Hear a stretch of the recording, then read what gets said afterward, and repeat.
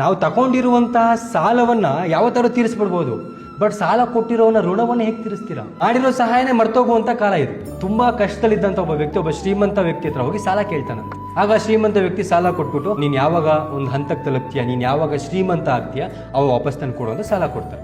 ಅವಾಗ ಆ ವ್ಯಕ್ತಿ ಹೇಳ್ತಾನಂತೆ, ದುಡ್ಡು ಇಸ್ಕೊಂಡವನು ನಿಮ್ಮ ಋಣವನ್ನ ಈ ಜನ್ಮದಲ್ಲಿ ತೀರ್ಸಕ್ಕಾಗಲ್ಲ ಸ್ವಾಮಿ, ಸರಿ ಅಂತ ಹೋಗ್ತಾನೆ. ಒಂದಷ್ಟು ವರ್ಷಗಳು ಕಳಿಯುತ್ತೆ. ಅವ್ನು ಯಾವ ಲೆವೆಲ್ಗೆ ಬೆಳಿತಾನೆ ಅಂದ್ರೆ ದುಡ್ಡು ಕೊಟ್ಟವನ್ಗಿಂತ ದೊಡ್ಡ ಮಟ್ಟಕ್ಕೆ ಬೆಳೆದ್ಬಿಡ್ತಾನ.